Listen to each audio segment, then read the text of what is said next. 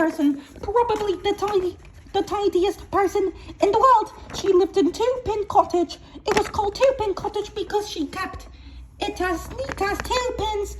She just couldn't stand a mess. Every day she spent all day polishing and dusting and cleaning and making sure that things were in their proper place.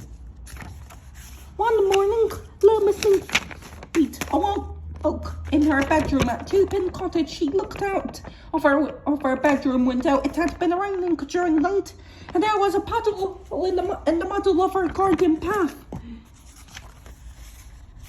Oh, she gasped in horror and rushed out with a duster. She mopped up every drop of puddle, and then she rushed inside and washed the duster. And then she ironed the duster, and then she folded the duster, and then she placed the duster very neatly back in its drawer. Everything in the Two-Pin Cottage had its proper place. Now, this story is about the time little Miss Neat went on holiday. She always went away for 1 week every summer, and this year was no different. She spent 2 weeks packing, and then she spent a whole day polishing her suitcase, and then off she set, leaving Two-Pin Cottage all spick and span and neat and tidy. And tidy! Oh, I hope it doesn't get too dusty while on the way, she thought as she closed the door behind her. But something worse than dusty was going to happen in Two-Pin Cottage. Would you like to know? Know that? Mr. Muddle came to tea. He written to little Miss Neat to tell her, but being Mr. Muddle, he somehow got into a muddle posting the letter. Actually, what happened was that when Mr. Muddle went to post the letter, he had the letter in one hand and a half-eaten sandwich in the other. And can you guess what happened? Can you? That's right, he posted the sandwich and it's a posted cheese sandwich. It'll be nice. He's seeing little Miss Neat again. He chuckled to himself as he walked home. This sandwich is a bit chewy, he thought.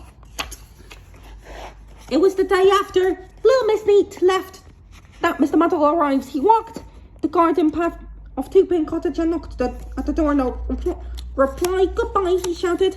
It should have been hello, but he isn't called Mr. Muddle for nothing. Nobody home, he called. He pushed open the door and pushed open the door. Oh dear, he thought as he looked around. Nobody home. Never mind. He thought, I'll make myself a cup of tea and wait for little Miss Neat. So he went into the kitchen of Two-Pin Cottage, made himself a cup of tea and waited and went home. Little Miss Neat stepped out of her taxi outside Two-Pin Cottage. That was a lovely holiday, she said, paying the taxi driver. But it's nice to be home. She walked up the garden path and went in through the door. No, not too dusty, she said to herself, looking around. I think I'll make myself a nice cup of tea before I start on the packing. But making tea after a Mr. Muddle visit isn't quite as easy as it sounds. Little Miss Neat eventually found the teapot not in its proper place in the refrigerator. She eventually found her milk not in its proper place in the teapot. And the tea in the sugar bowl, and the sugar in the milk jug, and a cup in the oven, in the oven, and the saucer in the bread bin. But she could find a teaspoon. But could she find a teaspoon? She could not. No. The telephone rang. Little Miss Neat picked it up. Hello, she said, at the other end of The line of Mr. Muddle suddenly realised he was holding the telephone the wrong way around. He turned it the right way round. Goodbye, he said. Who's that? asked Little Miss Neat. It's you, replied Mr. Muddle. Little Miss Neat thought, it's Mr. Muddle, isn't it? He gasped. Yes, replied Mr. Muddle, getting it right for once. And you paid me a visit while I was away on holiday, didn't you? She gasped again. Yes, replied Mr. Muddle, getting it right for twice. Can I come to see you? See you? Who now you're back? I suppose so, signed Little Miss Neat. Goodbye. Hello, said Mr. Muddle and put down the phone. Little Miss Neat sighed a heavy sigh and sat down in the armchair next to the telephone. Ouch! She looked underneath the cushion. There were all her teaspoons and knives and forks. I don't think Little Miss Neat will be taking a holiday next year. Do you? The narration was by me, Haruka Amami. Oh yeah!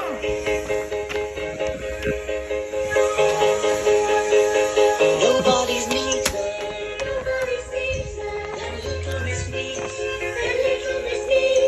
Her home is the neatest in our streets of dust and dirt. There's never a trace, and everything is kept in its proper place. Cloth and polish in her hand, serene cottage, spick and span. Little Miss Neat keeps it clean and bright. Everything has to be just right. The kind of girl who clear up a puddle, dreaded a visit from Mr. Muddle. That's what happened when Little Miss Neat went on holiday for a week. Nobody's neater than Little Miss Neat. Her home is the neatest in our street of dust and dirt. There's never a trace, and everything is kept in its proper place. She came back home to a terrible mess due to Mr. Muddle's untidiness. Nothing was where it ought to be. She couldn't even make a pot of tea.